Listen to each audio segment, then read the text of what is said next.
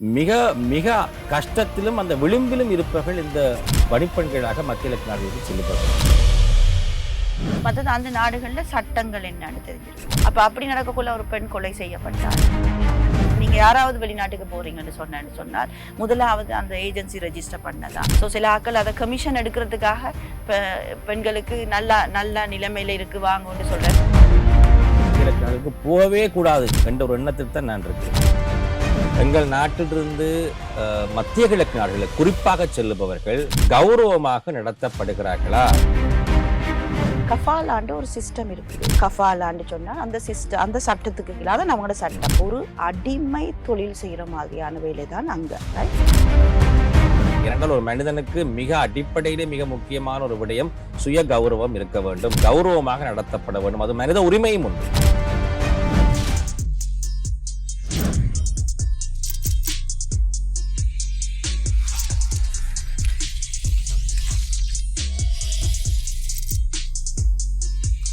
வணக்கம். கடந்த 2 தினங்களுக்கு முதல் ஒரு தும்பியல் சம்பவம் ஒன்று எங்கள் நாட்டிலே இடம்பெற்றிருந்தது. ஒரு வயோதிப இல்லம் ஹொரணையிலே ஒரு வயோதிபர் இல்லத்திலே கிட்டத்தட்ட 13 வயோதிபர்கள் தீயினால் கருகி மரணித்த ஒரு சம்பவம் எங்கள் நாட்டு மக்கள் அனைவரையுமே துயரத்தில் ஆழ்த்தியது. அதற்கு பின்னால் பல விடயங்களை கட்டாயமாக சமூகம் என்ற அடிப்படையிலே நாங்கள் தெரிந்து வைத்துக் கொள்ள வேண்டும். இது என்ன படிப்பினையை எங்களுக்கு தருகிறது என்பதையும் நாங்கள் தெரிந்து வைத்துக் கொள்ள வேண்டும்.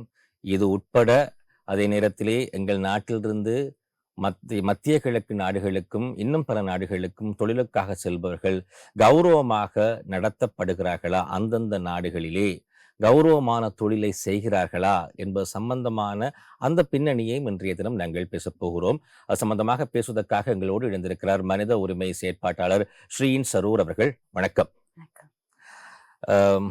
ஸ்ரீன் சரூர் அவர்களே, முதலாவதாகவே ஒரு கேள்வி. மிகவும் தும்பியல் சம்பவம் ஒன்று 2 நாட்களுக்கு முதலிலே எங்கள் நாட்டிலே ஹொரண பிரதேசத்திலே இடம்பெற்றிருந்தது. 13 வயோதிபர்கள் மரணித்திருக்கிறார்கள். ஒரு மிகப்பெரிய ஒரு அவலநிலை. ஒவ்வொரு இலங்கையரையும் அது மனதிலே மிகப்பெரிய ஒரு தாக்கத்தை ஏற்படுத்தி இருக்கிறது. இந்த ஒரு நிகழ்வு, இந்த ஒரு சம்பவம் எங்கள் மக்களுக்கு என்ன பாடத்தை கற்றுக் கொடுக்கிறது? உண்மையாகவே இது சரியான மனவருத்தத்துக்குரிய விஷயம். என்ன பாடத்தை கற்றுக் கொடுக்குதுன்னு சொன்னால், நாங்க எங்களோட வயோதிப காலத்துல நாங்கள் எப்படி பராமரிக்கிற வேண்டும், சமூகமாக அவர்களை நோக்கி எங்களுக்கு இருக்கின்ற வகை பொறுப்பை நாங்கள் சரியாக நிறைவேற்றுறோமா என்றதையும் கேள்விக்குறியாக்கின்றது. எங்களை சின்ன வயசுல இருந்து வளர்த்த தாய் தாப்பன் கையை பிடிச்சி சாப்பாடு தீர்த்தினதுல இருந்து, எங்களை நடத்தினதுல இருந்து, எங்களை பாடசாலைக்கு கூட்டிட்டு போன தாய் தாப்பனை எங்கட கன்வீனியன்ட்டுக்காக நாங்கள் வளர்ந்த பிறகு எங்கட அசௌரியங்களை குறைச்சு கொள்றதுக்காக கண்ட இடங்கள்ல கொண்டு போய் சரியாக செக் பண்ணாமல் கொண்டு விடுறதும் அவங்களுக்கு இப்ப நடந்த நிலைமைக்கு மூல காரணமா இருக்குது. இதுக்கு நாங்க தான் வகை பொறுப்பு கூறணும் சமூகமாக. இன்னொரு பக்கத்துல அரசாங்கத்துக்கும் பொறுப்பு இருக்குது. அரசாங்கம் இப்படியான சென்டர்ஸ் ஏதாவது பிரச்சனை நடக்கும்போது அதை ரெஜிஸ்டர் பண்ணல, அதை ரெகுலேட் பண்ணல, அதுக்கும் எங்களுக்கும் சம்பந்தம் இல்லைன்னு கை கழுவி நடுவுற ப்ரோசஸ்ல தான் எல்லா அரசாங்கங்களும் இருந்து கொண்டிருக்குது. இப்ப இப்படியான மாற்றாற்றல் உள்ளவர்கள் வயோதிபர்களை வச்சிருக்கிற ஹோம்ஸ் எப்படி இருக்கணும்னு எங்களோட நாட்டு சட்டமெல்லாம் இருக்குது, ரெகுலேஷன்ஸ் இருக்குது, ஆஃபீஸர்ஸ் இருக்கிறாங்க. ஒவ்வொரு டிஎஸ் ஆஃபீஸ்லையும் 5 வகையான பொறுப்பு கூற வைக்கிற இந்த இன்ஸ்டிடியூஷன்ஸை பொறுப்பு கூற வைக்கிற அரசு அதிகாரிகள் இருக்கிறார்கள். அவர்கள் ஒழுங்கா போய் அதை பார்க்கிறார்களா, ரெஜிஸ்டர் பண்ணையில அதால எங்களுக்கு ஒன்றும் தெரியாதுன்னு சொல்ல இயலாது. இப்ப அதுல கிட்டத்தட்ட 71 பேர் இருந்திருக்கிறாங்க. 15 பெட் தான் இருந்திருக்குது. சரியா, 15 பெட் இருக்கிற ஒரு இடத்துல 75 பேரை கொண்டே கிரௌடட் ஆக்குறது கண்ணால பார்த்தாலே தெரியும். சரியா, அதே மாதிரி அந்த வயர் ஷார்ட் கட் இதுலதான் வந்திருக்கு, வயர் இதாகி ஷார்ட் ஆகி. ஸோ அந்த நெருப்பு பிடிக்கிற நேரம் அது ஒவ்வொரு ஷெல்டருக்கும் ஒரு ஸ்டாண்டர்ட்ஸ் இருக்குது. இப்போ நெருப்பு பிடிச்சா அதை எப்படி பாதுகாக்கிறது அந்த இடங்கள்லண்டு அதுக்கு முன்கூட்டியே ஏதாவது ஏற்பாடு செய்திருக்கிறாங்களாண்டு பார்க்கறதுக்கு அரசு உத்தியோகத்தர்கள் இருக்கிறார்கள். பிஹெச்ஏ எல்லாம் போய் பார்க்கலாம், ஹெல்த்தான சாப்பாடு சமைச்சு கொடுக்குறாங்களா அவங்களுக்கு என்ன. அப்போ அந்த அதிகாரிகள் எங்கே இருந்தார்கள் என்ற, அவர்கள் டேக்ஸ் பேயர்ஸ் மணியை எடுத்துக்கொண்டு தான் இந்த வேலை செய்கிறார்கள். அப்போ அவர்கள் எங்களுக்கு தெரியாது, இது ரெஜிஸ்டர் பண்ணல, அதனால நாங்கள் போயிடலான்னு சொல்ல இயலாது. மற்றது இந்த சம்பவம் நடந்த பிறகும் இப்ப எங்களுக்கு தெரிய வருது இந்த இந்த ஹோம்ல வந்து ஆக்களை கட்டி வச்சிருந்திருக்கிறாங்க, டீடைன் பண்ணி. அப்ப முறையாக அவர்களை சுத்தப்படுத்துவதில்லை, அவர்களை குளிப்பாட்டுவதில்லை என்ற குற்றச்சாட்டெல்லாம் அயலாண்டவர்கள் இப்பொழுது முன்வைக்கிறார்கள். ரைட். அப்போ அப்படியான மென்டல் பேஷண்ட்ஸ் இருக்கிற இடங்கள்ல அட்லீஸ்ட் ஒரு பேஷண்ட்டுக்கு ஒரு ஸ்டாஃப் இருக்கணும். அது கம்பல்சரி அவங்கள பாக்குறதுக்கு. இது ஸ்டாஃபும் ஒழுங்கா இருக்கலன்னு தான் நான் நினைக்கிறேன். 5 பேர் தான் ஊழியர்களாக ஊழியர்களா இருக்கிறார்கள். அந்த இருந்து சம்பவம் நடந்த நேரத்திலேயே 2 அல்லது 3 பேர் தான் இருந்திருக்க Right. வாய்ப்பு இருக்கிறதாகவும் சொல்லுகிறார்கள். Right. ஆனா சர்வதேச நாடுகளில் எல்லாம் இவ்வாறான ஒரு வயோதிபர் நிலையமோ அல்லது சிறுவர் பராமரிப்பு நிறுவனங்களோ அல்லது மாற்றுத்திறனாளிகளை வைத்திருக்கின்ற நிலையங்களோ முறையாக ஒழுங்கமைக்கப்பட்ட நிறுவனங்களாகத்தான் இருக்கும். நீங்க சொன்னது போல் உணவு தயாரிப்பவர்கள் யார், இவர்களை பார்ப்பவர்கள் யார், இவர்களுக்கு என்ன தகுதி இருக்கிறது என்ற அடிப்படையிலே அரசாங்கம் அவர்களுக்கு தேவையான வழிமுறைகளை சொல்லிக் கொடுக்கும். இவற்றையெல்லாம் பின்பற்றினால்தான் நீங்கள் இந்த நிலையங்களை வைத்திருக்கலாம். ஆனால் இவையெல்லாம் எங்கள் நாட்டிலே பின்பற்றப்படுகிறதா? எங்க நாட்டுல இது ஒரு பெரிய பிரச்சனை. அதாவது சோசியல் செக்யூரிட்டி, சமூக பாதுகாப்புன்றது எங்க நாட்டுல இல்ல. அநேகமா வெளிநாடுகள்ல இருந்தீங்க, வெளிநாட்டுல இப்படி வயதானவர்களுக்கெல்லாம் சமூக பாதுகாப்புன்னு ஒன்று இருக்கு. ஒன்று அரசாங்கம் அவர்கள் வாழ்க்கை நடத்துவதற்குரிய வாழ்க்கைக்குரிய செலவை கொடுக்கிறது. ரைட். இலங்கையை பொறுத்தளவுல அஸ்வஸ்மா அது இதுன்ற ஒரு சின்ன சின்ன அமௌண்ட் கொடுப்பாங்க. ஆனா வயதானவர்கள் இதுக்குள்ள வாரதும் சரியான கஷ்டம். என்ன சின்னதுல அஸ்வஸ்மா கல்குலேஷன்லாம் ஃபேமிலியில எத்தனை பேர் இருக்கிறாங்க, ரைட், பவர்ட்டி லைனுக்கு கீழே இருக்கிறாங்களா, மேலே இருக்கிறாங்களா, இதெல்லாம் பார்த்து தான் கொடுக்குற. அப்ப தனி ஒரு நபர் வீதியில எறியப்படக்குள்ள குடும்பத்தால அவருக்கு என்ன நடக்க போகுதுன்றது அரசாங்கத்துல, எங்கட அரசாங்கத்துல ஒரு தேடல் இல்லை. அப்ப என்ன, அந்த பொதுவான சமூக பாதுகாப்புன்றது அரசாங்கத்துல ரெஸ்பான்சிபிலிட்டி. சமூகம் நாங்களும் எங்கட தாய் தகப்பனை பாதுகாக்கணும். ஆனால் சமூகத்துல வறியவர்கள், விளிம்பு நிலையில இருப்பவர்களை பாதுகாக்கிறதுக்கு அரசாங்கங்கள்ல திட்டம் வேணும். எங்கட அரசாங்கங்கள்ல அது இல்லை. இதை ஒரு பக்கம் வைத்துவிட்டு இன்னும் ஒரு விடயத்துக்கும் நாங்கள் வருவோம். குறிப்பாக மத்திய கிழக்கு நாடுகளுக்கு சென்று நாங்கள் வேலை பார்ப்போம். எங்கள் பல பேர் பணிப்பெண்களாக சென்று வேலை பார்க்கிறார்கள், பணி ஆண்களாகவும் சென்று வேலை பார்க்கிறார்கள். மத்திய கிழக்கு நாடுகள் மட்டுமல்ல, இன்னும் பல நாடுகளுக்கு சென்று வேலை பார்க்கிறார்கள். உண்மையாகவே எங்கள் நாட்டிலிருந்து மத்திய கிழக்கு நாடுகளுக்கு குறிப்பாக செல்லுபவர்கள் கௌரவமாக நடத்தப்படுகிறார்களா? ஏனென்றால் ஒரு மனிதனுக்கு மிக அடிப்படையிலே மிக முக்கியமான ஒரு விடயம் சுய கௌரவம் இருக்க வேண்டும், கௌரவமாக நடத்தப்பட வேண்டும். அது மனித உரிமையும் ஒன்று. ஆகவே மத்திய கிழக்கு நாடுகளுக்கு செல்பவர்கள் உண்மையாகவே கௌரவமாக நடத்தப்படுகிறார்களா? முதலாவது நாங்க எங்கட ஆக்கள் அனுப்புறோம்னு பார்க்கணும். மத்தியதரை நாடுகளுக்கு தான் இலங்கையில கூடுதலாக ஆக்கள் வேலைக்கு போறவர்கள் போறார்கள். அதுலயும் குறிப்பாக பெண்கள் என்ன வேலைக்கு போறார்கள்? வீட்டு வேலைக்கு போறார்கள். முதலாவது எங்கட நாட்டுல நாங்க வீட்டு வேலைய சட்டமாக்கி இருக்கிறோமா? இல்ல. அதே மாதிரி பல நாடுகள்ல வீட்டு வேலை என்பது ஒரு அடிமை தொழில் செய்யற மாதிரியான வேலை தான் அங்க. ரைட். கஃபாலாண்டு ஒரு சிஸ்டம் இருக்குது மத்திய கிழக்கு நாடுகள். கஃபாலான்னு சொன்னா அந்த சிஸ்டம், அந்த சட்டத்துக்கு கீழே, அதான் நம்மளோட சட்டம், அந்த சட்டத்துக்கு கீழே நாங்க ஒரு வீட்டு வேலைக்கு ஒரு பெண்ணை அனுப்புறாங்கன்னா அந்த பெண் அந்த வீட்டுல இருக்கிறவர் உரிமையாளர் அடிமை. முதலாவது என்ன செய்வாங்க? சட்டத்தின் அடிப்படையில் அடிமையா? அவருக்கு சொந்தம் அந்த பெண். எப்படி என்று சொன்னால் அவள் பாஸ்போர்ட் எல்லாம் எடுத்துருவாங்க. அவக்கு ஒரு அடையாளமும் இல்லை. அவக்கு வெளியால போயிடாது. சாப்பாடு கொடுத்தா தானே, கொடுக்காட்டியான்னு அவருக்கு ஒரு கடப்பாடு இல்லை. அவக்கு டார்ச்சர் நடந்தாலும் அங்க இருக்கிற போலீஸ் அவங்க அது எம்ப்ளாயர் சார்பாகத்தான் கதைப்பார்கள். சரியா? அந்த பெண்கள் தங்களுக்குரிய சாதாரண ஒரு வேலை செய்யற தளங்கள்ல இருக்கக்கூடிய சில விஷயங்களை கூட கேட்க முடியாத சந்தர்ப்பம். அந்த வீட்டுக்கு போன உடனே அவ அந்த எம்ப்ளாயரோட டைட், அந்த வீட்டின் ஒரு அடிமையாகத்தான் அந்த கஃபாலா சிஸ்டம், மத்திய தரை நாடுகள்ல இருக்கிற கஃபாலா சிஸ்டம் பாக்குது. அந்த பெண் இந்த கஃபாலா சிஸ்டம்ன்றது அங்கீகரிக்கப்பட்ட ஒரு முறையா? அங்க அது அவங்க நாட்டுல அடிமையாக அந்த நாட்டில் இருக்கலாம். அவர்கள் அடிமையாகத்தான், அதாவது வீட்டுல இருக்கிறவர்கள் அந்த மாஸ்டருக்கு, அவங்க மாஸ்டர் தான் கூப்பிடுவாங்க. மாஸ்டர் அடிமையாகத்தான் இருக்கணும். சட்ட ரீதியாக அவங்களுக்கு ஒரு லேபர் ரைட்ஸும் அங்க இல்ல. அவங்க அந்த வீட்டுக்குள்ள எப்ப காலடி வச்சு எடுக்கிறாங்களோ அந்த நேரம் அவங்களோட பாஸ்போர்ட்டே எடுத்துருவாங்க. ஓடி வரையில வெளியால ஓடி வந்தா போலீஸ் ஓடி வந்ததுக்கு தான் பிடிக்குமே ஒழிய பாஸ்போர்ட் இல்லாததுக்கு ஏன் ஓடி வந்ததுன்னு கேட்க மாட்டாங்க. உண்மையாகவே சொல்லுகிறீங்களா? மக்களுக்கு தெரியுமா? பணிப்பெண்களாக செல்பவர்கள் வேலைக்காக செல்லவில்லை, ஒரு குடும்பத்திலே அடிமையாக இருக்க செல்கிறார்கள். வேலைக்கு கொத்தடிமையாகத்தான் வைத்திருப்பார்கள் அவர்கள். அப்ப அதால வார பிரச்சனை எதையுமே அந்த நாட்டுல இருக்கிற சட்டம் எங்கள் பெண்கள் சார்பாக கேட்காது. இது வெளிநாட்டு பணியகம், எங்கள் நாட்டினுடைய வெளிநாட்டு பணியகத்துக்கும் இது தெரியும். எல்லாருக்கும் தெரியும் கபாலா சிஸ்டம் இருக்குன்னு சொல்லி. ஆகவே தெரிந்து கொண்டுதான் நாங்கள் அங்கு போகிறோம். ஆகவே இதை கட்டாயம் மக்கள் தெரிந்து வைத்துக் கொள்ள வேண்டும். என்றால் பல பேர் தொழில் எண்ணத்துக் கொண்டு செல்லுகிறார்கள். தொழில்தான், ஆனால் தொழிலோடு சேர்ந்து ஒரு அடிமைத்தன்மை அங்கு இருக்கிறது. ஏன்னா உலகத்திலே அடிமை இருக்கிற தன்மை இல்லையே.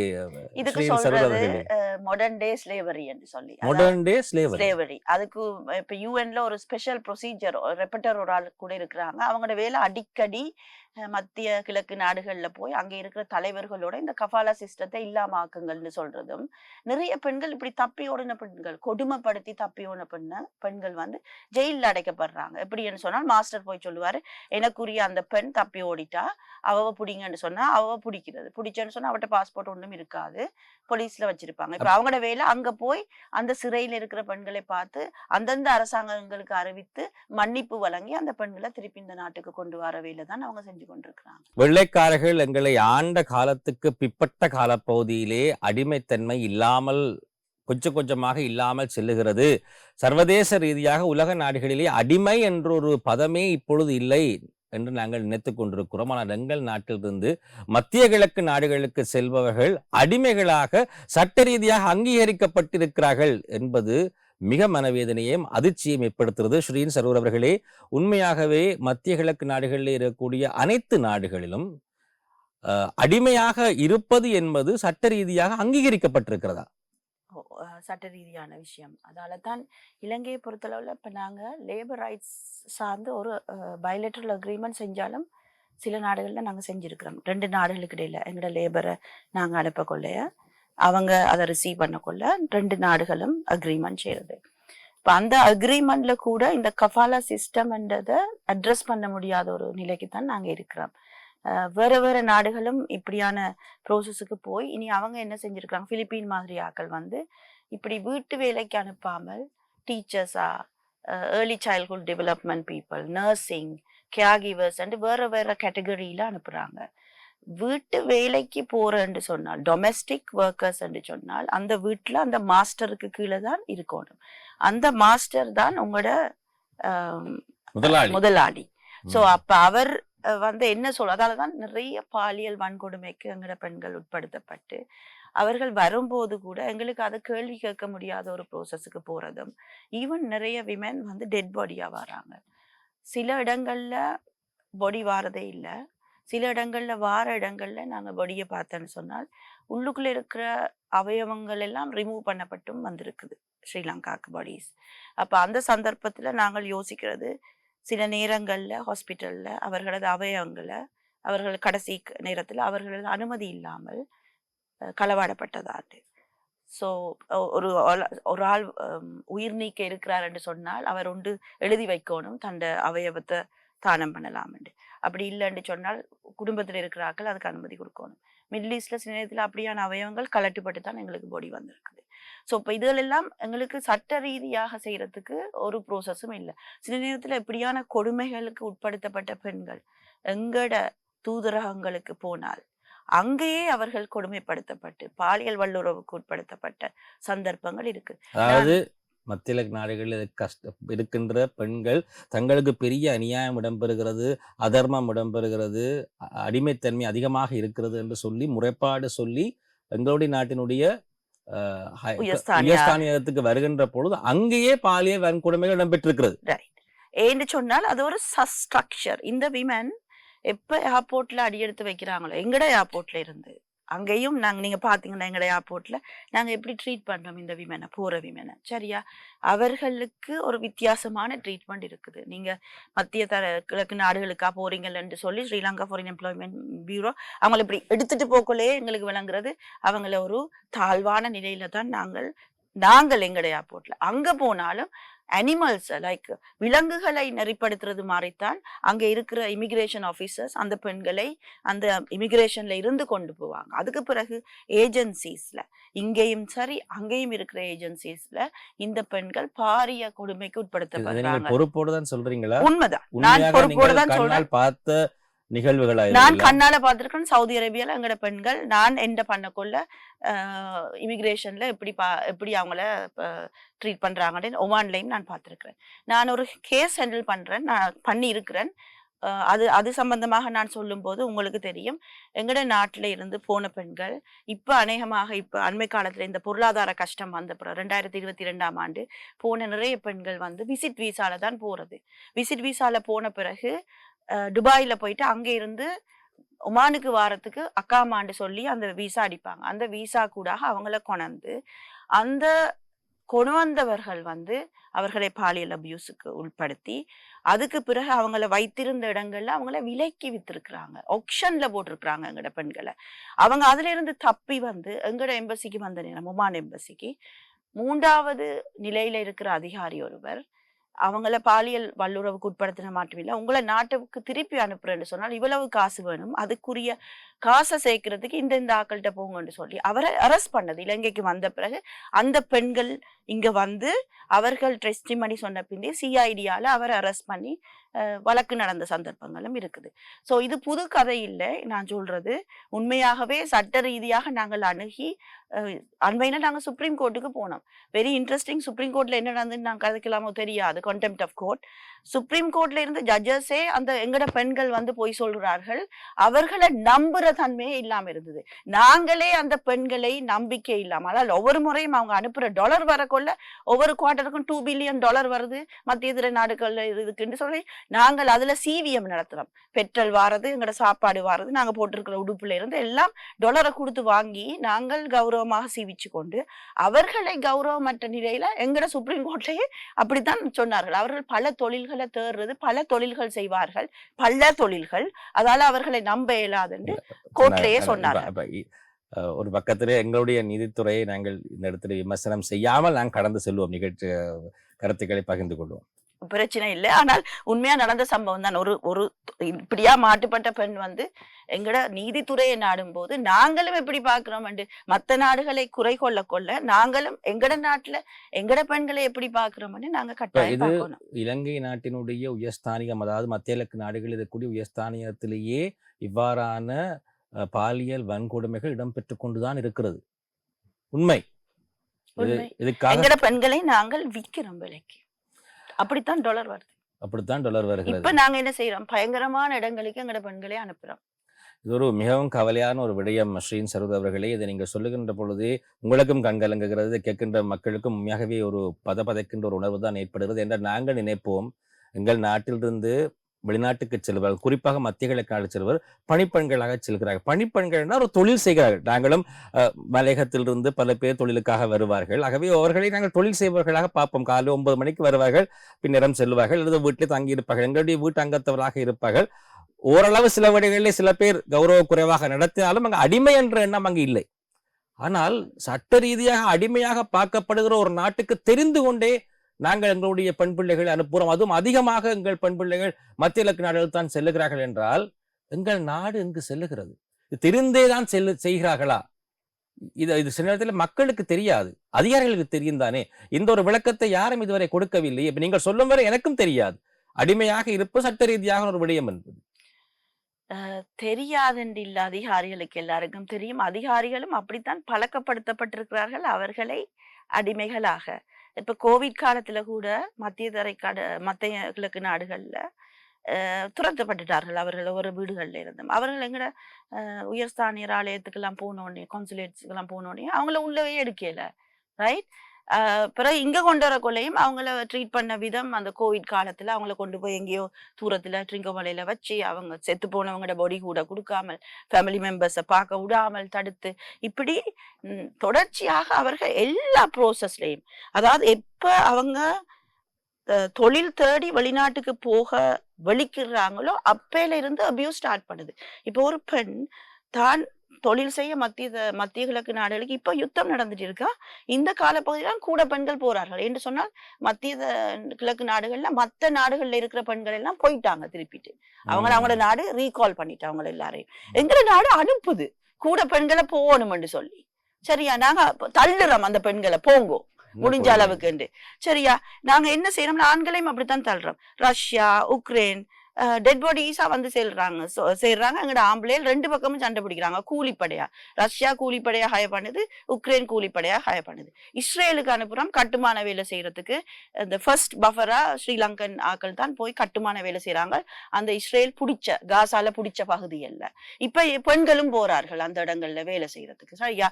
சோ நாங்க என்ன செய்யறோம், எங்க இப்ப மத்திய தரைக்காடுகள்ல குவைத்துல எல்லாம் குண்டு விழுந்துட்டு இருக்கு. இப்ப நீங்க ஏர்போர்ட்டுக்கு போங்க, எவ்வளவு பெண்கள் போறாங்க, அங்கிட்டு போய் எண்ணி பாருங்க. எங்கட பெண்கள் அந்த இடங்களுக்கு ஏன் போறாங்க, அங்க மத்த ஆக்கள் விட்டுட்டு போயிட்டாங்க, நாங்க போய் அதை நிரப்புறோம் எங்கட ஆக்களை போட்டு. அப்ப எப்படி டாலர் வருமோ அவ்வளவுக்கு எங்கட எங்கட சமூகத்துல இருக்கிற அங்கத்தவர்களை, குறிப்பாக பெண்களையும், வல்னரபிள் விளிம்பு நிலையில வறுமையில இருக்கிற ஆண்களையும் நாங்கள் வித்துத்தான் டாலர் எடுக்கிறோம். அபாயகரமான தொழில்களுக்கு அனுப்புறோம் நாங்கள் வலிந்து. இது இது அதிகாரிகளுக்கு தெரியும், அரசாங்க உத்தியோகத்தர்களுக்கு தெரியும், அரசியல்வாதிகளுக்கு தெரியும். இப்பொழுது நீங்க சொல்லுகின்ற பொழுதுதான் எனக்கும் விளங்குகிறது. அண்மையிலே நாங்கள் தரவுகளை பார்க்கின்ற பொழுது வெளிநாட்டு வருமானம் எங்களுக்கு குறையவே இல்லை. இவ்வளவு பெரிய யுத்தம் இடம்பெற்றுக் கொண்டிருக்கிறது மத்திய கிழக்கு நாடுகளிலே, ஆனால் வெளிநாட்டிலிருந்து வருகின்ற வருமானம் குறையவில்லை. காரணம் என்ன? இப்பொழுதும் அதிகமாக செல்லுகிறார்கள். காரணம் நீங்க சொன்னது போல் மற்ற நாட்டுக்காரர்கள் எல்லாம் விட்டு செல்லுகின்ற பொழுது எங்களோட நாட்டுக்காரர்கள் பகடைக்காய்களாக போய் அங்கு விலை மாதுகளாகவும், சில வேளைகளிலே பாலியல் தொழில் செய்பவர்களாகவும், பாலியல் தொழில் செய்யறதுக்கு போயில, ஆனால் பயன்படுத்தப்படுகின்றார்கள். வள்ளு கட்டாயமாக அவர்கள் திணிக்கப்படுறார்கள். இங்கிருந்து யாரும் போகின்ற பொழுது அந்த தொழில் நோக்கி செல்வதில்லை. அங்கு இருக்கின்ற சூழ்நிலைகள் அந்த தொழிலை வலுக்கட்டாயமா திணிக்கிறார்கள். ஆனால் இது எல்லோருக்கும் தெரியும். தெரிந்து கொண்டும் ஒரு ஒரு ஒரு நியாயத்தை வெளியே கொண்டு வராமல் இதை வெளியே தெரியாத வகையில் நடத்தி கொண்டிருக்கிறார்களே. உண்மைதான். இப்ப வெளியில கொண்டு வர பெண்களுக்கும் பாதுகாப்பு இல்லை இலங்கையில பொறுத்தளவு. வெளியே வந்து பேசினாலும் பாதுகாப்பு இல்லை. நிறைய பெண்கள் போய் நல்ல வீடுகள்ல இருக்கிறார்களும் இருக்கிறாங்க. இது நான் சொல்றது குறிப்பாக பாதிக்கப்பட்ட ஆக்களை பத்தி கதைக்கக்குள்ளதான் நான் இந்த விஷயத்த கிட்டத்தட்ட இலங்கையில இருந்து ஒவ்வொரு வருடமும் இப்ப அண்மை காலமாக 3 லட்சத்துக்கு மேல ஒவ்வொரு வருஷமும் போறார்கள், குறிப்பாக மத்திய கிழக்கு நாடுகளுக்கு. அதுல முன்காலத்துல எக்கனாமிக் கிரைசிஸ்க்கு முன்காலத்துல கிட்டத்தட்ட 58-60% ஆக்கள் பெண்களாகத்தான் இருந்தார்கள். கூடுதலாக நாங்கள் ஹவுஸ்மேட்ஸ் தான் அனுப்பின நாங்கள். இப்ப அந்த வறுமை கூடுதலாக இலங்கையில ரொம்ப பாதிக்கப்பட்டிருக்கிற ஆண்களும் போறபடியால பெண்கள் போற விதம் குறைவு மாதிரி தெரியுது. ஆனால் நம்பர்ஸை பாத்தீங்கன்னு சொன்னால் நாங்கள் முந்தி 2 லட்சம் 1.5 லட்சம் போனது ஒரு வருஷத்துக்கு, இப்ப 3 லட்சம் ஆக்கள் வந்து இந்த நாட்டில இருந்து போறார்கள்.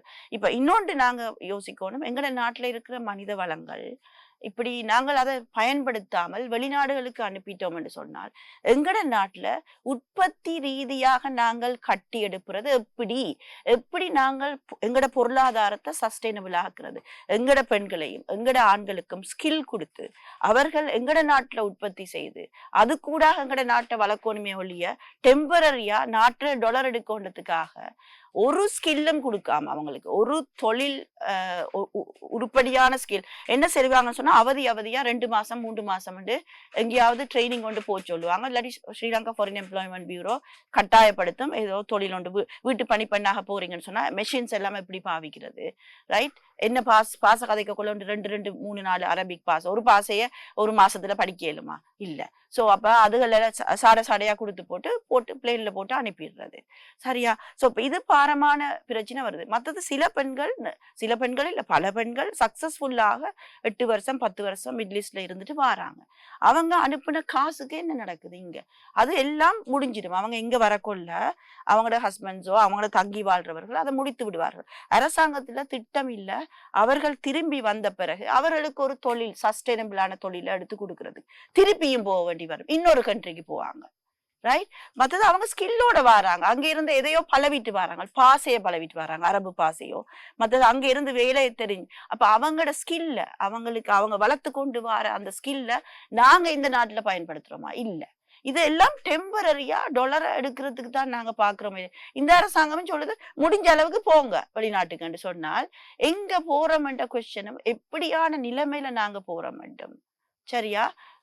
பாரிய ஒரு கொஸ்டின் இருக்கு. உங்களுடைய அனுபவத்திலே எந்த அரசாங்கம், இதுவரை காலம் இருந்த எந்த அரசாங்கம் இந்த மத்திய கிழக்கு நாடுகளுக்கு போகின்ற இந்த பெண்கள் அனுபவிக்கின்ற சொல்லனா துயர்களை சரியான வகையிலே கையாண்டிருக்கிறார்கள். நீங்க சொன்னது போல் இங்கு வருகின்ற பொழுது அவர்கள் ஸ்கில்லோடு வருகிறார்கள். அதை ஏதோ ஒரு வகையில் பயன்படுத்த வேண்டும் என்ற ஏதாவது ஒரு திட்டத்தை இதுவரை காலம் இருந்த ஏதாவது அரசாங்கம் செய்திருக்கிறதா? இல்ல என்ன பொறுத்தளவுல இதுவரைக்கும் அவங்க வந்த பிறகு அவங்க தேவையில்லாத ஒரு ஆள். தேவையில்லாத அவங்க போக்குள்ள ஒரு ட்ரைனிங் குடுப்பாங்க. சரியா? சில அவங்களுக்கு அடிப்படையில செய்ய வேண்டிய விஷயங்கள் இருக்கு பார்ப்பாங்க. ஒரு இன்சூரன்ஸ் ஃபெசிலிட்டி ஒன்று இருக்கு அவங்களுக்கு. ரூ. 22,000 அவங்க ரெஜிஸ்ட்ரேஷன் பே பண்ணணும். அந்த ரெஜிஸ்ட்ரேஷன்ல இருந்து அவங்க ஒரு இன்சூரன்ஸ் போட்டு வைப்பாங்க. அந்த இன்சூரன்ஸ் எல்லாத்தையும் கவர் பண்றதும் இல்ல. சரியா? பிறகு அவங்க போன பிறகு அவங்களுக்கு அங்க ஒன்றும் செய்யறல. எங்கட கான்சுலேட் வெரி லிமிட்டட் ஸ்பேஸ் தான் இருக்குது இவங்களுக்கு. ஒரு விடயம் தெரிந்து கொள்ள வேண்டும். பலர் இங்கிருந்து பணிப்பெண்களாக மத்திய கிழக்கு நாடுகளுக்கு செல்லுகிறார்கள். ஆனால் நீங்க சொல்லுகிறீர்கள், செல்லுபவர்கள் பாலியல் ரீதியான தொழில் செய்வதற்கு பயன்படுத்தப்படுகிறார்கள், அடிமை தொழில் செய்ய பயன்படுத்தப்படுகிறார்கள் என்றெல்லாம் நீங்கள் மிகப்பெரிய அளவிலே சித்திரவதைக்கு உட்படுத்தப்படுகிறார்கள் என்றெல்லாம் நீங்கள் சொல்லுகிறீர்கள். இது வெளியே எல்லோருக்கும் தெரியும் என்றும் சொல்லுகிறீர்கள். இது சில உண்மையாவே எங்களுக்கு புதிதாக இருக்கிறது. ஆனால் வெளியே எல்லோருக்கும் தெரியும் என்று சொல்லுகிறீர்கள்.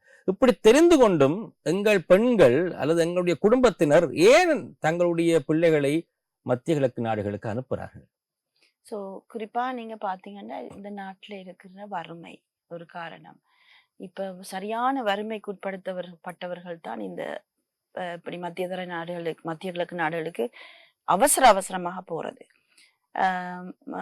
கூட கடன் எடுத்தவர்கள், சிங்கிள் விமன், தனிமைப்படுத்தப்பட்ட பெண்கள். எங்கட நாட்டுல பாரிய அளவுக்கு பெண்கள் வீட்டு வன்முறைக்கு உட்படுத்தப்படுகிறார்கள். நிறைய பெண்கள் ஆண்கள் கைவிட்டுட்டு போயிடறாங்க பிள்ளைகளையும் பெண்களையும். இப்ப அப்படியான சூழ்நிலையில அந்த பெண்கள் தங்களுக்கு ஒரு இங்க இலங்கையில ஒரு வீட்டு பணிப்பெண்ணா இருந்தா எவ்வளவு சம்பளம் வருமா? அவங்களுக்கு 50,000 வருமா? 60,000 வரும்னு சொல்லுங்க. அது எவ்வளவுக்கு ஒரு 3 பிள்ளைய வச்சிருக்கிற ஒரு தாய்க்கு காணாது. சரியா? அதால அவங்க என்ன செய்யறாங்க? அவங்களுக்கு மத்திய கிழக்கு நாடுகளுக்கு போனா ஒரு வீட்டு பணிப்பெண்ணா போனால் அந்த வீட்டுலதான் அவங்க இருப்பாங்க. அந்த வீட்டு சாப்பாடு 3 பிள்ளைகளை வைத்திருப்ப காணாது என்ற உணர்வு இருக்கிற ஒரு தாய்க்கு விட்டு சென்றாலும் இந்த பிள்ளைகளை பார்க்க வேண்டும் என்பதற்காக செல்லுகிறார். விட்டுட்டு போனாலும் இந்த பிள்ளைகள் இங்கே பாதிக்கப்படுவார்கள் என்பதும் சரிக்கு சமமான ஒரு பிரச்சனை தான். உண்மைதான். அதை தாண்டி அவர்கள் அங்க போகிறார்கள் என்றால் என்ன காரணம்? அதுக்கு காரணம் பசி, பட்டினி. சரியா? அவங்களுக்கு இருக்கிற பொருளாதார சுமை பிரச்சனை, கடன் திருத்த நிறைய பேர் கடன் செலுத்த முடியாத நிலையில நான் சொல்றேன். இப்ப இந்த யுத்தம் முடிந்த கால பகுதியில குறிப்பா வடக்குலையும் கிழக்குலையும் மைக்ரோ ஃபைனான்ஸ் கம்பெனிஸ் மஷ்ரூம்ஸ் மாதிரி வந்துச்சு, ரெகுலேட் பண்ணாமல் அப்ப அவங்க சும்மா கடன் கொடுத்தாங்க. இந்த கடன் எழுங்க. இப்ப உங்களுக்கு வாட்ஸ்அப்ல எல்லாம் வரும், ஈஸி கேஷ் அது இதுன்னு வரும். ரைட்? அப்ப நீங்க 3 பிள்ளைல வச்சுட்டு இருக்கீங்க, பிள்ளைகளுக்கு டியூஷன் ஃபீ பே பண்ணணும், அல்லாட்டி பிள்ளைகளுக்கு பால்மா வாங்கி கொடுக்கணும்னு சொன்னால் நீங்க டக்குன்னு என்ன செய்வீங்க? தொழிலுக்காக காசு எடுக்க மாட்டீங்க, இதுக்குதான் காசை டக்குன்னு எடுத்து செலவழிச்சிருவீங்க. செலவழிச்சிட்டு அவங்க ரீபேமெண்ட் கேட்க வரக்குள்ள உங்கள்கிட்ட காசு இருக்காது. சரி, அந்த பெண்கள் அந்த ஏஜென்ட்ஸ் மாரே பாலியல் லஞ்சம் கோரி நாங்கள் போலீஸ் கம்ப்ளைண்ட் செஞ்சிருக்கிறோம். ரைட்? அன்ரெகுலேட் பண்ணாத இந்த கடன்களை வாங்கிட்டு கடைசி அந்த கடனை திருப்ப முடியாம அந்த கடன் கொடுத்தாக்களே ஏஜெண்டா மாறி அவங்கள மத்திய கிழக்கு நாடுகளுக்கு காசை வாங்கிட்டு மற்ற மெயின் ஏஜென்ட்ஸ்ட காசை வாங்கிட்டு இந்த பெண்களை விற்கிறாங்க. இந்தாங்க இவங்க எங்களுக்கு கடன் தரணும், அவங்க 3 மாசம் சம்பளத்தை எங்களுக்கு முன்கூட்டியே தாங்கன்னு சொல்லி கடனை கட்டி போட்டு அந்த பெண்கள் அந்த 3 மாசத்துக்கு கட்டாயம் மத்திய கிழக்கு நாடுகளுக்கு போறாங்க. அந்த 3 மாசமோ 6 மாசமோ சில நேரத்துல இந்த ஏஜென்சிக்காரர்கள் சம்பளமே கொடுக்க மாட்டாங்க. ஏன்னா அவங்க சில நேரத்துல 1 வருஷ சம்பளத்தை வாங்கிடுவாங்க. யார்கிட்ட? அந்த முதலாளிமார்ட்ட. சம்பளம் கொடுக்கப்படுவது தொழிலாளிக்கு அல்ல, இந்த ஏஜென்ட் தான் கொடுக்கப்படுது. ஏஜென்ட் மாதிரி தான் காசை வாங்கி கொள்ளுவாங்க. ஏன்னா இந்த பெண்களுக்கு நீங்க பாத்தீங்கன்னு சொன்னா இந்த பெண்கள் சொல்லுவாங்க எங்களுக்கு ஃப்ரீயா டிக்கெட் தராங்க, சரியா, ஃப்ரீயா எல்லாம் செய்யறாங்க, கொழும்புல குழந்தைங்களை ஃப்ரீயா வச்சிருந்தாங்கண்டா அதுக்கு என்ன செய்வாங்கன்னு சொன்னா அவங்க 3 மாசம் 6 மாசம் சம்பளத்தை புடுங்கி கொள்வாங்க. யார்கிட்ட?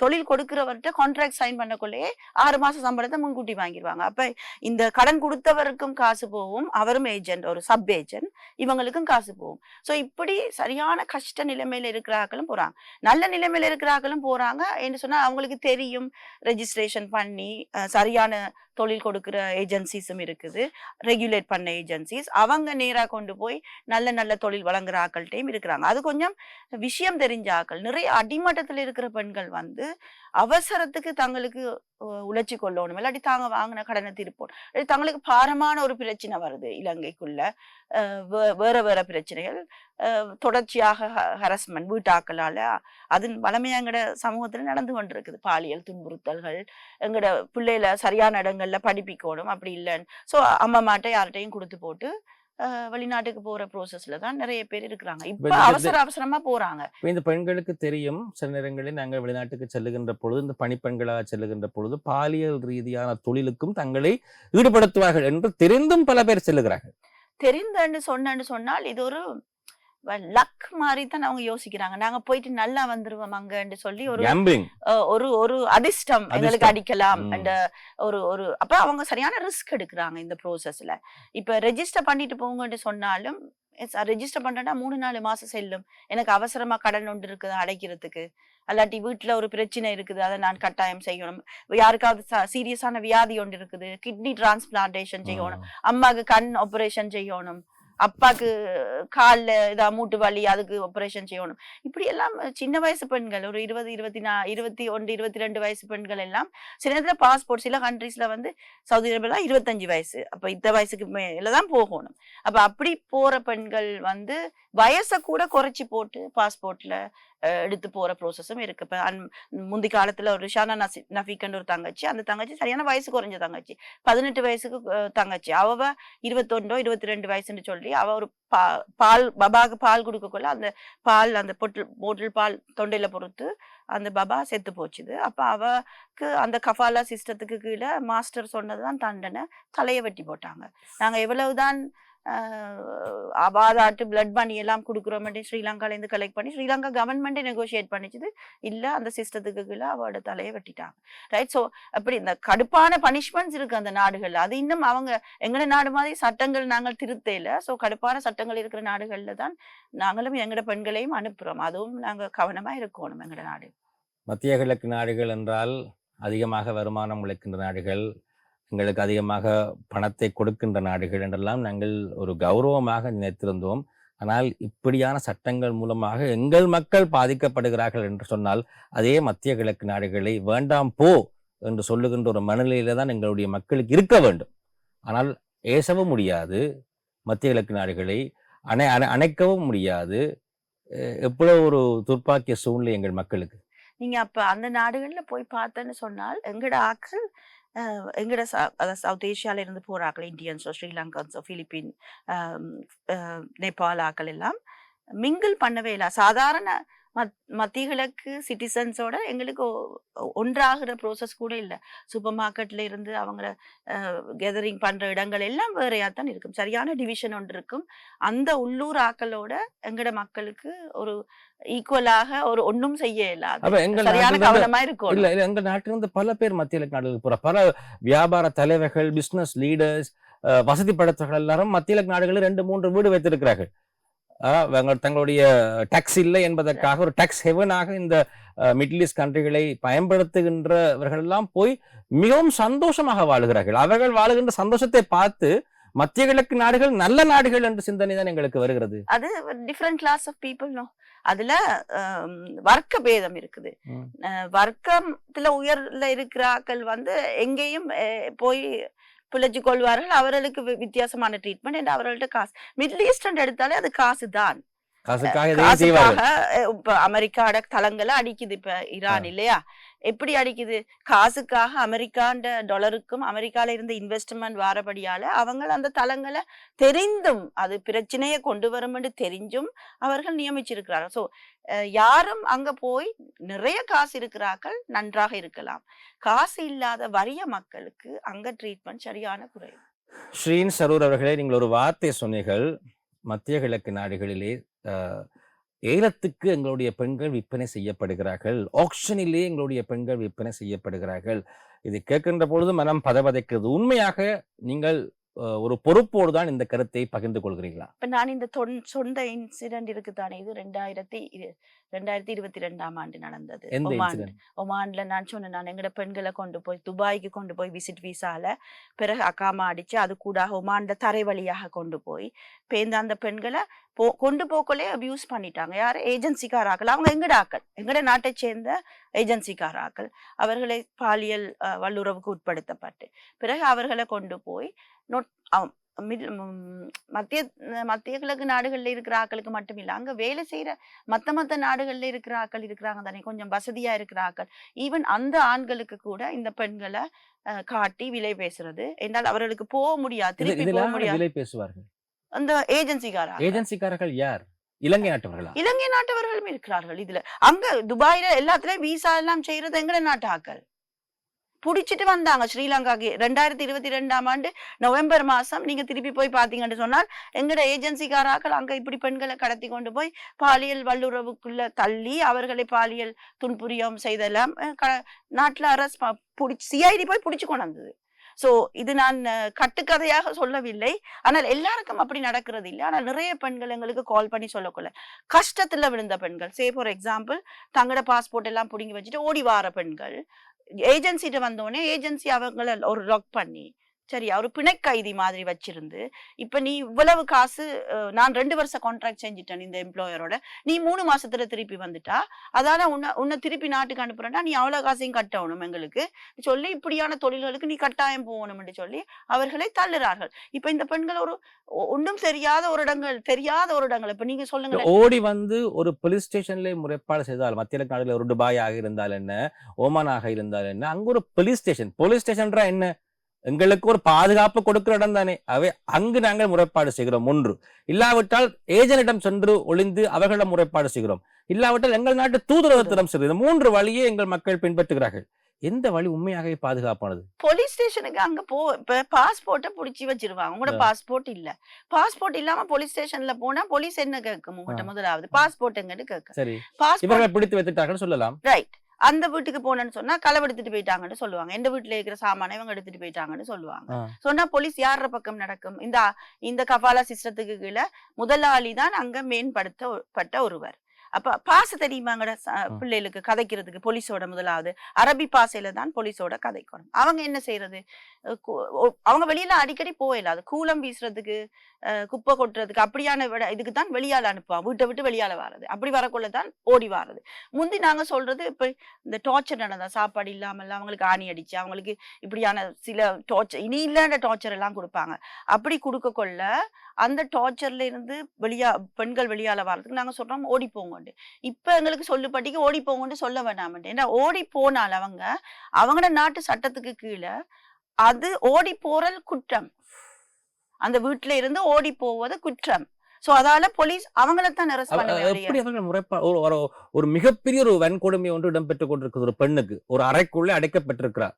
இப்ப அவர் ஒரு சமூக வலைத்தளம், ஒரு Facebook மூலமாகவோ அல்லது Instagram மூலமாகவோ ஏதோ ஒரு வகையிலே தன்னுடைய கஷ்டத்தை சொல்லுகிறார். எப்படி இவரை நாங்கள் காப்பாற்றுவது? சோ நாங்க எப்படி இப்ப செய்யறதுன்னு சொன்னால், எங்கட கான்சுலேட் ஆபீசர்ஸ்ல வெல்ஃபேர் ஆபீசர்ஸ் இருக்கிறாங்க. அவங்களுக்கு நாங்க கால் பண்ணி அறிவிக்கணும் இப்படி எங்கட பெண்கள் அடைக்கப்பட்டிருக்கிறாங்க. அந்த வெல்ஃபேர் ஆபீசர் தான் அந்த வீட்டுக்கு போகணும். அதுவும் அதுக்கு ஒரு புரோட்டோகால் இருக்குது. அவங்க அந்த நாட்டுல இருக்கிற ஃபாரின் மினிஸ்ட்ரிக்குள்ள கதைச்சு தான் அந்த பெண்ணை போய் காப்பாத்தி கொண்டு வரணும். அந்த பெண் தன்னை இஷ்டத்துக்கு எங்கள் நாட்டில் தான் போய் காப்பாற்றி கொண்டு வருவார்கள். அவர்கள் காப்பாற்றுறார்களா, எப்ப காப்பாற்றுறார்களா, எப்ப போறார்கள்ன்றது அந்த ஆபீசரை பொறுத்தது.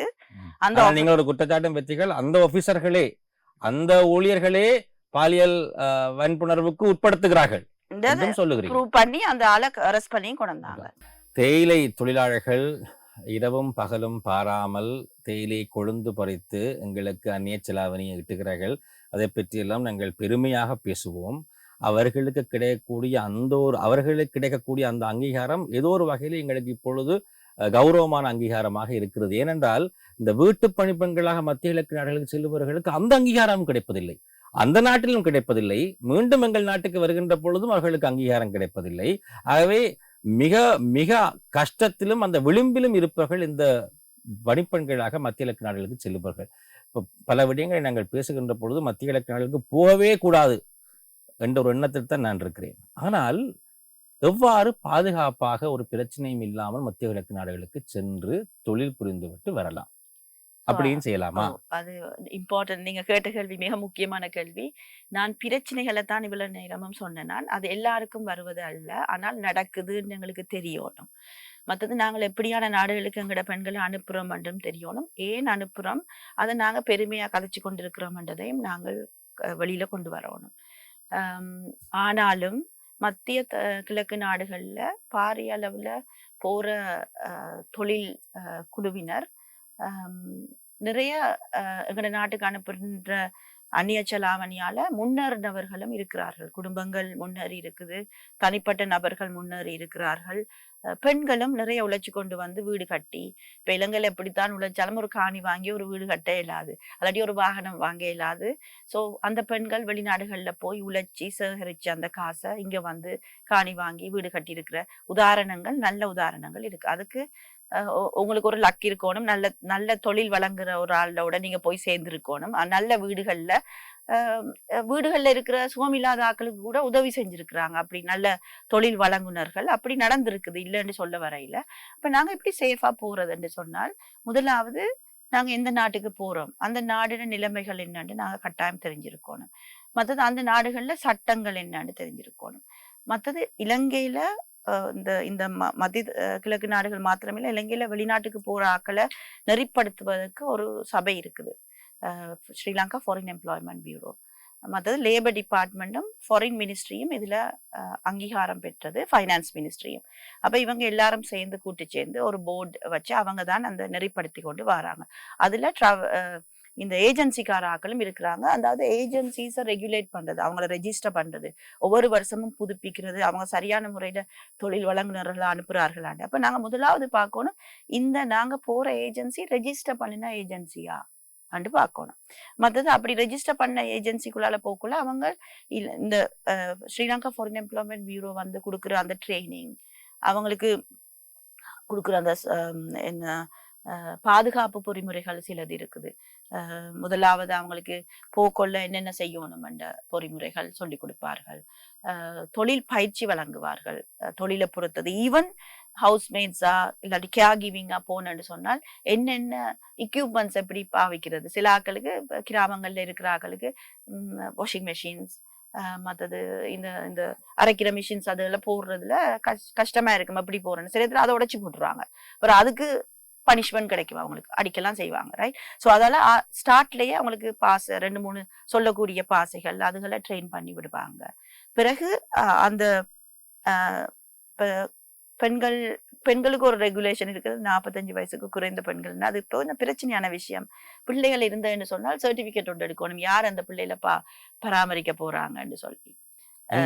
எங்கட நாட்டுல நல்ல விடயமா இருந்தாலும் அது ஆண்களுக்கும் பொருந்தணும். ஏன்னா ஆண்களும் பெண்களும் சேர்ந்துதான் பிள்ளைகளை பார்க்கணும். ஏன் பெண்களுக்கு மட்டும் வெளிநாட்டுக்கு போற நேரம் பிள்ளைகளை பாக்குற கேர் இங்க ஒரு ஆள் இருக்கிறாங்களான்னு கேட்கிறேன். ஏன்னா கேர் வந்து ஆல்வேஸ் பொம்பளைகளோட போட்டாச்சுது. இப்ப வெளிநாட்டுல இப்ப ஒரு பொம்பளை பிள்ளைக்கு இங்க துஷ்பிரியம் நடந்தா அம்மா வெளிநாட்டுல இருக்கிறேன்னு சொன்னா மீடியா கூட சொல்லும், அம்மா வெளிநாட்டுக்கு போனபடியால பொம்பளை பிள்ளைக்கு துஷ்பிரியம் நடந்துட்டு. ஆனா அப்பா என்ன செஞ்சாருன்ற கேள்வி ஒருத்தரும் கேட்கிற இல்ல தானே. சோ அதால அதையும் நாங்க கவனமா பார்க்கணும். ஆனால் இலங்கை அரசாங்கம் சில பொறிமுறைகளை கொண்டிருக்குது. வீட்டுல தாய் இல்லாத நேரம் பிள்ளைகளை பாக்குறதுக்கு கட்டாயம் ஒரு பொறிமுறை இருக்கணும் என்று சொல்லி. ஆனா அரசாங்கத்துக்கும் பொறுப்பு இருக்கு. சில நேரத்துல அரசாங்கம் காப்பகம் எடுத்து அந்த பிள்ளைகளை பார்க்கணும், அந்த பிள்ளைகளுக்கு ஸ்காலர்ஷிப் கொடுக்கணும், அந்த பிள்ளைகள் இன்னொரு தண்ட தாய் மாதிரி மத்திய தர நாடுகளுக்கு போற நிலைமை வராமல் அடுத்த ஜெனரேஷன் ஸ்கில் டெவலப் பண்ணணும். ஸோ நாங்க செய்யக்கொள்ள இலங்கை அரசாங்கமும் சில பாலிசிஸை இப்ப கொண்டிருக்கிறாங்க. மற்றது 2 கண்ட்ரிக்கும் இடையில அக்ரிமெண்ட். அப்ப அதை நாங்க இப்ப பாரிய அளவுல அனுப்பக்கொள்ள எங்கட தொழில் நிமித்தம் எங்கட சிட்டிசன்ஸ் அனுப்பக்கொள்ள எங்கட நாட்டுக்கு ஒரு கடைப்பாடு இருக்கு. அந்த நாடுகளோட அக்ரிமெண்ட் செஞ்சு கொள்ளக்குள்ள அப்ப அப்படி நடக்கக்குள்ள ஒரு பெண் கொலை செய்யப்பட்டால், அல்லாட்டி அந்த பெண் தற்கொலை செய்தாலும் ஏன் அப்படி நடந்தது, அல்லாட்டி டோர்ச்சர் வன்கொடுமைக்கு உட்படுத்தப்பட்டதுன்னு சொன்னால் அதை அந்த நாட்டின் அரசாங்கமும் வகை பொறுப்பு கூடக்கூடிய மாதிரியான ப்ரோசஸ கொண்டு வரணும். மற்றது எங்கட கான்சுலேட்ல இருக்கிற வெல்ஃபேர் ஆபீசர்ஸ் எல்லாம் பேசிக்கலி வெல்ஃபேர் என்று சொன்னால் இந்த பாதுகாக்கிறது தான். சட்ட ரீதியாக என்ன செய்யலாம், ரைட், அவர்களுக்குரிய ஈவன் ஏஜென்சிக்காராக்கள் பிளவிட்டதுன்னு சொன்னா சட்ட ரீதியாக அங்க என்ன நடவடிக்கை எடுக்கலாம் என்ற நாலேஜ் எல்லாம் ஒன்றும் இல்லை. ஸோ இப்போ அதுகளும் நாங்க பார்க்கணும். அதாவது நாங்க எங்கட நாட்டுல சமூகமாக ஒரு வீட்டு பணிப்பெண் என்று சொன்னால் ஒரு சோஷியல் ஆஸ்ட்ரைசேஷன் இருக்குது. அவங்க ஒரு கொஞ்சம் அந்த கிளாஸ்ல நாங்க தள்ளி வச்சிருக்கோம். இன்னும் நாங்க அவங்களோட வேலையை கூட ரெகக்னைஸ் பண்ணல. அது ஒரு மினிமம் வேஜ் வேலையா நாங்க கொண்டு வரையில. அவங்களுக்கு ஸ்டாண்டர்ட்ஸ் இல்ல. என்ன டைமுக்கு வர என்ன டைமுக்கு போறதெல்லாம் ரெகுலேட் பண்ணி இல்ல. இப்ப மத்த வேலைக்கு இருக்கிறது இல்ல எங்க நாட்டுல வீட்டு பணி 8 மணித்தியால வேலை என்று அப்படி ஒன்றும் இல்லை. சட்டம் ஒன்றும் இல்லை. சோ அதால தான் நாங்க என்ன செய்யணும்னு சொன்னால் சேஃபா மைக்ரேட் பண்றத ப்ரோசஸை நாங்கள் இன்க்ரீஸ் பண்ணணும். சோ நீங்க யாராவது வெளிநாட்டுக்கு போறீங்கன்னு சொன்னால் முதலாவது அந்த ஏஜென்சி ரெஜிஸ்டர் பண்ணதா ஸ்ரீலங்கா ஃபாரின் எம்ப்ளாய்மெண்ட் பியூரோக்கு போங்க. அதுல ப்ரோசஸ் இருக்குது, அதை என்னன்னு படிச்சு கொள்ளணும். அங்க ஆபீசர்ஸ் இருக்கிறாங்க, எந்த நாட்டுக்கு போறீங்க, அந்த நாட்டுல இருக்கிற பிரச்சனைகள் என்னன்னு.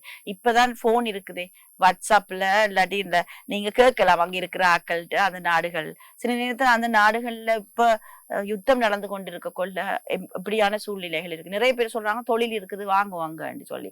ஆனால் எந்த நிலைப்பாட்டுல நாங்க போறோம். சோ வறியவர்கள் இங்க இருக்கிற ஆக்கள் அட்ராக்ட் பண்றது, அவங்களுக்கு ஒரு கமிஷன் கிடைக்கும் இப்படி எடுத்து கொடுத்தா. சோ சில ஆக்கள் அதை கமிஷன் எடுக்கிறதுக்காக பெண்களுக்கு நல்ல நிலைமையில இருக்கு வாங்குன்னு சொல்றேன். சோ அப்படியான ஏமாத்துப்படாமல் இருக்கணும். மற்றது சரியா எல்லாரையும் நாங்கள் ஆட்கடத்தல்காரர்கள் ஆஸ்திரேலியா என்றுதான் நாங்கள் அதிகமாக நாங்கள் சொல்லுகிறோம். விளம்பரங்கள் எல்லாம் நாங்கள் பார்க்கிறோம். ஆஸ்திரேலியாவுக்கு செல்லாதீர்கள், ஆட்கடத்தக்காரர்கள் என்றெல்லாம் பேசுகிறோம். ஆனால் அதை யாரும் மத்திய கிழக்கு நாடுகளுக்கு சொல்வதில்லையே. நீங்கள் எங்காவது பார்த்திருக்கிறீர்களா ஒரு அட்வர்டைஸ்மெண்ட் மத்திய கிழக்கு நாடுகளுக்கு ஆட்கடத்துகிறார்கள் என்று நீங்கள் கேள்விப்பட்டிருக்கிறீங்க? சொல்ல மாட்டார்கள். என்று சொன்னா அதுக்கு வருமானம் வருது. ஆட்கடத்தல் சொல்றது ரெஃப்யூஜிஸா போறது. ரெஃப்யூஜிஸா போறாங்கன்னு சொன்னா ஒரு நாட்டுல இருந்து இன்னொரு நாட்டுக்கு அசைலம் சீக் பண்ண போறாங்க.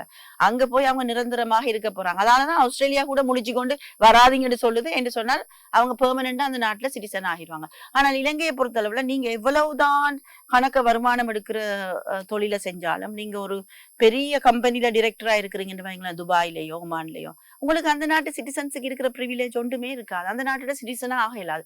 அங்க நீங்க பிள்ளை பிறந்தாலும் அந்த பிள்ளைக்கு கூட அந்த நாட்டு சிட்டிசன்ஸ் ஆக இயலாது. அந்த நாட்டுல சொத்து வாங்க இயலாது உங்களுக்கு, ரைட்? அன்லஸ் நீங்க அந்த நாட்டுண்ட மன்னரோடையும் அந்த நாட்டு ஆளுநர்களோடையும் தொடர்புல இருந்தாலே ஒழிய, உங்களுக்கு ஸ்பெஷல் சிட்டிசன்ஷிப் தந்தாலே ஒழிய உங்களுக்கு அந்த நாட்டுல நிலையாக இருக்க இயலாது. நீங்க டெம்பரரியா தான் போயிட்டு வாரீங்க, தொழிலுக்கு தான் போறீங்க, திருப்பி வந்துடுவீங்க. அதனால அது ஆழ்கடத்தல் அந்த நாடு பார்க்காது. அந்த நாடு ஆழ்கடத்தல் பார்த்தா தான் நம்ம நாடும் அது ஆழ்கடத்தல் சொல்லும். ஆனா உண்மையா நடக்கிறது ஆழ்கடத்தல். பிள்ளையான இன்ஃபர்மேஷன் சொல்லி ஒரு ஆளை ஒரு இடத்துல இருந்து இன்னொரு இடத்துக்கு கொண்டு போறது ஆழ்கடத்தல். பிணை கைதி மாதிரி வச்சிருக்கிறது ஆழ்கடத்தல். சரியான ஊதியம் கொடுக்காம ஊதியத்தை புடிச்சு வைக்கிறது ஆழ்கடத்தல். டார்ச்சர் பண்ணி அவங்கள வேலை வாங்குறது இன்னொரு இடத்துல வச்செல்லாம் ஆழ்கடத்தல். சோ ஆழ்கடத்தலுக்குரிய எல்லா கேரக்டர்ஸும் இதுல இருக்குது. ஆனால் வெளியே ஆட்கடத்தல் என்று சொல்ல மாட்டார்கள். எங்கள் நாட்டிலிருந்து மத்திய கிழக்கு நாடுகளுக்கு சென்று தொழில் பார்த்து பெரிய அளவில் வருமானம் உழைக்கின்ற ஸ்கில்டு ஒர்க்கர்ஸ் இருக்கிறார்கள். அவர்களுக்கு எந்த அளவு ஒரு வாய்ப்பை மத்திய கிழக்கு நாடுகள் கொடுக்கிறது? சோ இலங்கையில இருந்து போறவர்கள் நல்லா உழைக்கிறார்கள். இலங்கையில அந்த அளவுக்கு அவங்களுக்கு கேள்விப்பட்டதில்லை. இலங்கையிலிருந்து மத்திய கிழக்கு நாடுகளுக்கு சென்று அக்கவுண்டனாக என்ஜினியராக இருப்பவர்கள் எல்லாம் நீங்கள் சொல்வது போன்ற குற்றச்சாட்டுக்களை, அதாவது வர்க்க வேறுபாடு அங்கு இருக்கிறது, உழைக்க வருபவர்கள் எல்லாம் மிக அதிகமாக அடிமைத்தன்மையாக இருக்கிறார்கள் என்றெல்லாம் அவர்கள் பேசுவதில்லை, பேச மாட்டார்கள் என்று சொன்ன. அவர்கள் அந்த பதவியில இருக்கிறபடியால அவர்களும் சில நேரம் எங்கட அதாவது டொமெஸ்டிக் ஒர்க்கர்ஸ் எப்படி பாவிக்கிறார்களோ எனக்கு தெரியாது, சரியா? ஸோ எங்கட நாடுகள்லையும் அந்த வர்க்க பேதங்கள் இருக்குது. நாங்கள் எப்படி தாழ்மைப்படுத்தி சில தொழில்களை வைத்திருக்கிறோம் என்றது நாங்களும் மாறணும் இல்லையா? ஸோ பட் அவர்களுக்கு இருக்கின்ற பிரச்சனைகள் என்னன்னு சொன்னப்ப அவர்களுக்கு ஸ்கூல்ஸ்ல எல்லாம் அவங்களோட, அதாவது சவுதி அரேபியாலயோ ஒமான்லயோ அவங்களோட பிள்ளைகள், சவுதி ஆக்கள்ட ஒமான் ஆக்கள்ட படிக்கிற பிள்ளைகள ஸ்கூலுக்கு தங்களோட பிள்ளைகள் அனுப்புறது கூட பிரச்சனை. அதுக்கு தனியா இந்தியன் ஸ்கூல் இருக்கு, ஸ்ரீலங்கன் ஸ்கூல் இருக்குது. இங்கிலீஷ் எஜுகேஷன் தான், பட் வெரி டிஃபரெண்ட். அந்த பிள்ளைகள் அந்த நாட்டு பிள்ளைகளோட மிங்கிள் பண்ற ஒரு ப்ரோசஸ் இல்ல. எப்பயும் நாங்க அவங்க என்ன பதவியில இருந்தாலும் மற்றது அவங்க அங்க இன்வெஸ்ட் பண்ண இல்லாது இங்கதான் கொண்டு வரணும். அது ஒரு காரணம். எங்கட நாடும் அதுக்கு விருப்பப்படுறது. அந்த காசெல்லாம் எங்கட நாட்டு நோக்கி தான் வரும். மற்றது டாக்ஸ் ஃப்ரீ. அவங்க ஒரு நாட்டுல இருந்து இன்னொரு நாட்டுக்கு காசுல கொண்டு போய் இன்வெஸ்ட் பண்ணலாம் அங்க இங்கெல்லாம். Say for example